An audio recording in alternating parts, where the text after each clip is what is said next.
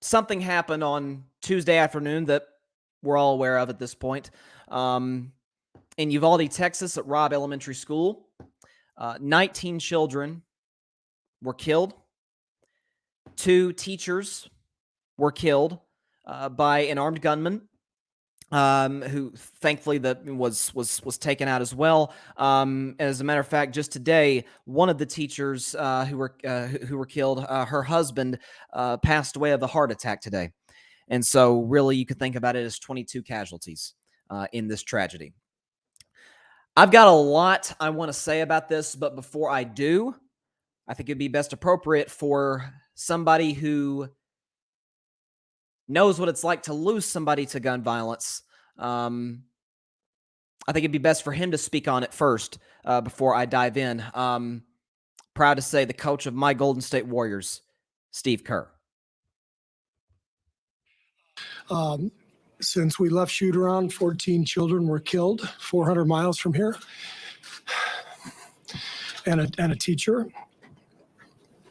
And in the last 10 days, we've had elderly Black people killed in a supermarket in Buffalo. We've had Asian churchgoers killed in Southern California, and now we have children murdered at school. When are we going to do something? I'm tired. I'm so tired of getting up here and offering condolences to the devastated families that are out there. I'm so tired of I'm tired of the moments of silence. Enough. There's 50 senators right now who refuse to vote on H.R. 8, which is a background check rule that the House passed a couple of years ago. It's been sitting there for 2 years. And there's a reason they won't vote on it, to hold on to power. So I ask you, Mitch McConnell, I ask all of you senators who refuse to do anything about the violence and school shootings and supermarket shootings, I ask you, are you going to put your own desire for power ahead of the lives of our children and our elderly and our churchgoers? Because that's what it looks like. It's what we do every week. So I'm fed up. I've had enough. We're going to play the game tonight, but I want every person here, every person listening to this to think about your own child or grandchild or mother or father or sister, brother. How would you feel if this happened to you today? We can't get numb to this. We can't sit here and just read about it and go, well, let's have a moment of silence. Yeah, go Dubs, Come on, Mavs, let's go. That's what we're going to do. We're going to go play a basketball game. And 50 senators in Washington are going to hold us hostage. Do you realize that 90% of Americans, regardless of political party, want background check, universal background check? 90% of us, we are being held hostage by 50 senators in Washington who refuse to even put it to a vote, despite what we, the American people, want. They won't vote on it because they want to hold on to their own power. It's pathetic. I've had enough. Again, that was Steve Kerr, the head coach of the Golden State Warriors. Many people are aware that Steve Kerr's father was killed in 1984 in Beirut. He was a victim of gun violence when Steve Kerr was a freshman at Arizona, the University of Arizona, playing college basketball. So my take, you've heard plenty of takes on the tragedy in the last 48 hours. I'll give you mine. So when Sandy Hook happened in December of 2012, I was 9 years old. Don't remember much about that day, except for the fact that I remember my school, which was not in Connecticut, in Tennessee, went on lockdown. And I remember we would do lockdown practices at school, and it would be, the students were never really told, probably not to scare the students, whether it was a practice run or whether this was legit. And I'd say we probably had a couple that were legit lockdowns of the school, that being one of them. It's the only thing I remember from that day. Again, I was too young to really comprehend what was going on. And of course, there were shootings that happened in the following 5.5 years up until February the 14th of 2018 in Parkland, Florida, Stoneman Douglas High School. where multiple high schoolers were killed or wounded because of gun violence. And the God's truth is coming from the bottom of my heart as a now former high school student going to college this fall. The God's truth that I can tell you is this. There was never one moment going into school where I ever felt 100% safe. As a matter of fact, I would say the last 2 years, because COVID was the year before that. This past year, and I can't believe I'm even have to say this, but every time I would walk in a classroom, and I swear to you guys, this is the God's truth, I'd always look for an exit or somewhere to hide. Because you never freaking know in today's culture, with the gun violence numbers where they're at, if something were to happen, what am I going to do? 22 deaths related to this, because I believe that the husband of one of the teachers passing away today was 1,000% a direct result because of this. But let's talk about the people that were shot. 2 were teachers. These teachers committed their lives to educating children.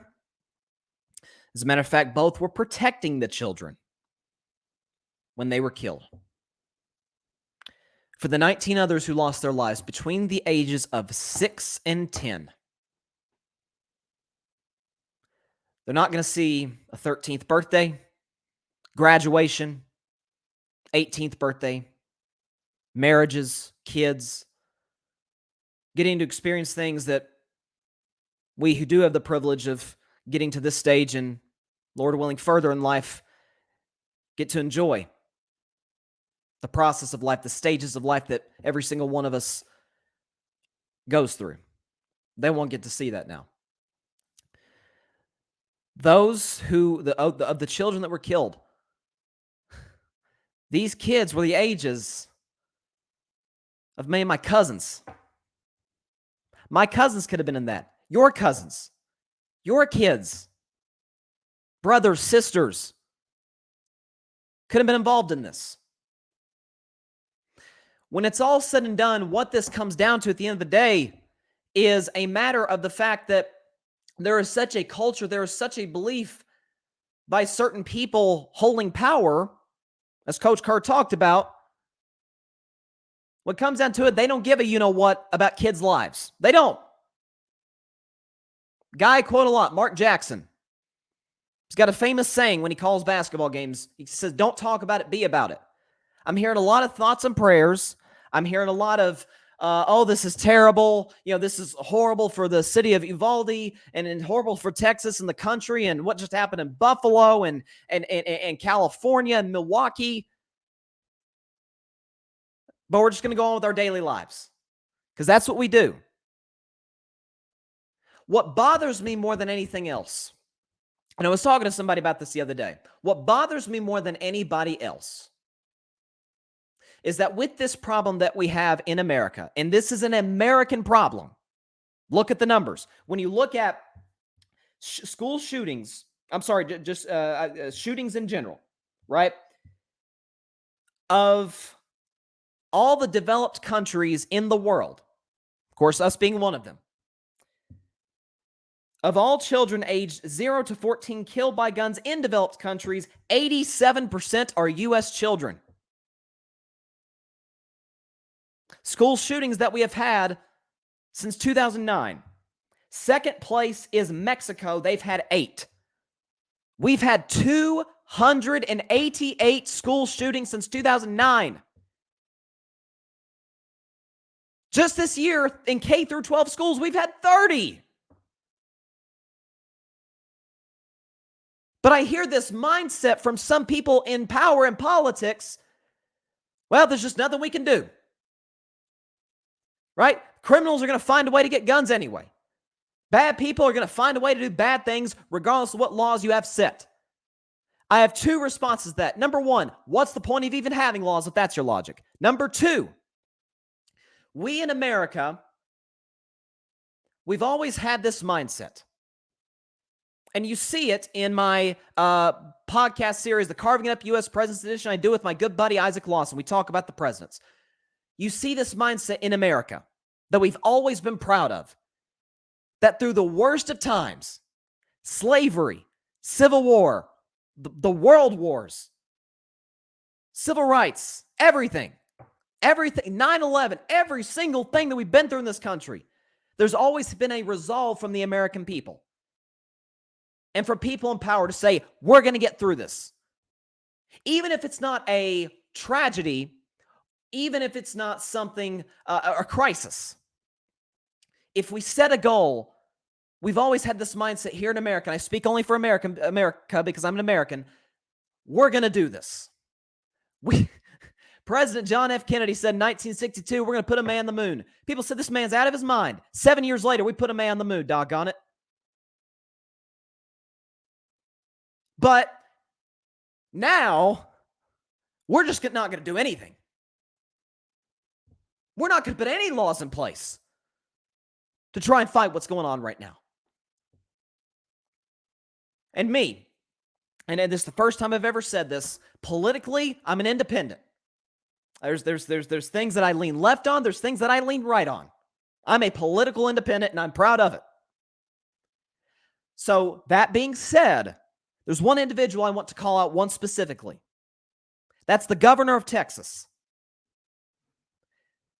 Greg Abbott said, quote, that this could have been worse.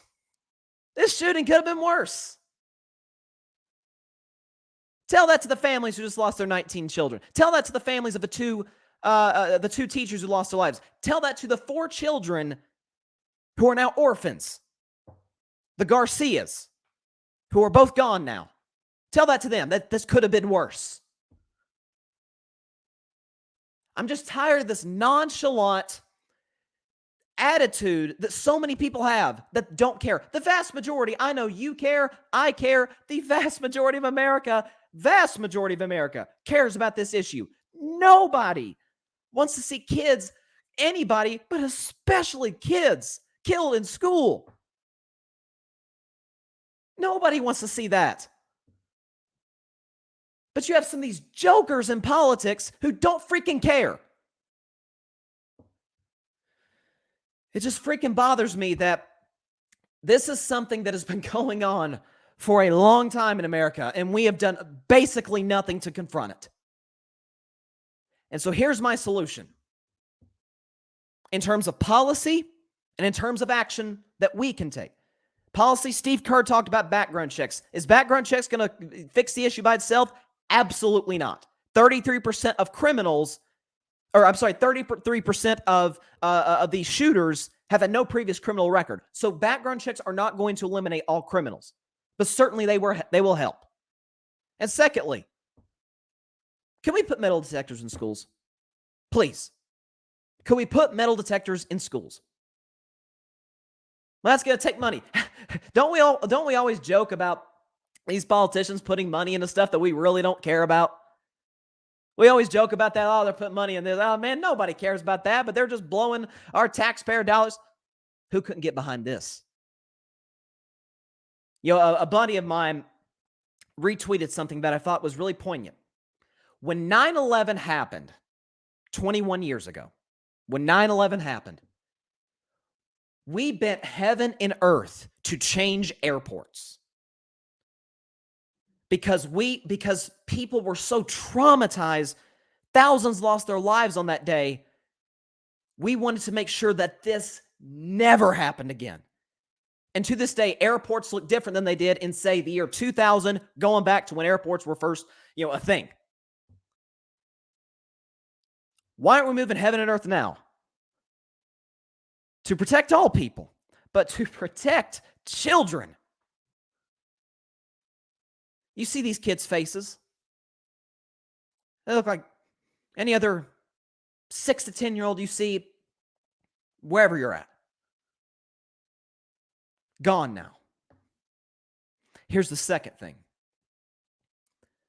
We need to protest. Peacefully, of course. I don't even need to get into that. We need to bring the same energy that throughout the history of this nation that we have brought when certain tensions arise. You look at the women's suffrage movement of the early 20th century. You look at the civil rights movement. Heck, just look at 2 years ago. Yesterday was the 1-year anniversary of the murder of George Floyd. Look how for I thought these protests were going to go on like 2-3 days. They went on months because people were so tired of the injustices that go on in the country today that we said we're going to put pressure on those in power to change things. And there's been some things that have been changed. Still got a long way to go, but some things have been changed because the American people brought a certain energy, a certain ferocity, a certain passion of this is not okay. We have to change. And then the second thing that we, the people, can do if these politicians don't want to do anything, you know what we can do? And you know what these politicians don't take into account that a lot of the survivors of these shootings can do very soon? Vote. It's what they don't realize. Those in power look at these kids and turn a blind eye. We see that. We saw it after Sandy Hook. We saw it after Parkland. We're seeing it now. They turn a blind eye. Well, you know what a lot of these kids, especially high school age kids, are about to be able to do? Vote. They can put you out of work by going to the ballot box in November. But we cannot frickin' sit on our hands. Like Steve Kerr said, when are we going to do something? And look, I get everybody talking about the Second Amendment, and I'm not somebody who says we just get rid of the Second Amendment. Absolutely not. You know, everybody deserves the right to protect themselves. I get that. But I will never, ever defend the Second Amendment before I will defend the right to life, liberty, and the pursuit of happiness. We should all be afforded that right before anything else, right to bear arms included. I'm tired of this. Got a couple comments here from my guy, Fan Perspective Podcast, John Rivera. He's just as heartbroken as I am, as I'm sure the rest of you are. I'm so freaking tired of it, man. You know, you've heard the perspectives of parents. I mean, I'm seeing people, folks, who I know in my personal life that I've never had a discussion about politics about, in part because some of these people don't really care about politics as much as I do, or certain others I talk to do. And even they're talking about they fear for their kids. And so as somebody who, you know, knock on wood, hopefully is never in this position, hopefully my sister's never in this position, trying to go get a public education and fearing for your life. But this generation does not feel safe at schools, nor should we. And those in power right now, if y'all don't care, okay, we'll vote you out in November. I saw today, I think it was Oxford High School, I think was what it was called. I think it might have been in Texas. And I think there might have been a shooting in November there. I mean, there's so many shootings, we just freaking lose track of them. We lose track because it's a daily occurrence. There have been more shootings in the year 2022 than there have been days. But today was like their last day of school, and all the kids walked out in protest. Not protesting school, but protesting what's going on. Students should protest. Teachers should protest. Because they have been the biggest target of these crimes. There are simple, as they call it, common sense gun laws that we need to get passed to keep the people of this country and to keep the kids in schools safe, to keep elderly Black people at a supermarket safe, to keep Asian American churchgoers in California safe. Church, the grocery store, school, concert, movie theater, dentist. We should feel safe in these places, but we don't. So it's I'm tired of it, man. I'm sick of it. We got to do something, man, because if we don't, this is just going to keep happening over and over and over. We're going to be right back in the same spot. Let this be a turning point for the future. As Mark Jackson said, I'll repeat him again. Don't talk about it, be about it. You know, I hear about thoughts and prayers. My last thought, and I'll move on to sports. Mark Jackson, I quote him a lot. Says, "Don't talk about it, be about it." I have made no secret about the fact that I'm a Christian, and the Bible says faith without works. I'm sorry, prayer without work is dead. Basically saying, if you pray for something, but you're not willing to take the necessary steps to make sure that prayer is answered, it's meaningless. These politicians could pray all they want that this stops, but if they don't actually go in there and do something, it's just going to continue, and we're going to get a lot more thoughts and prayers tweets. So I feel horrible for the families of these kids, the teachers, as well as the families of those lost in Buffalo and in California, Milwaukee, and back the shooting this past year in Michigan. And we got to do something, man. We got to do something.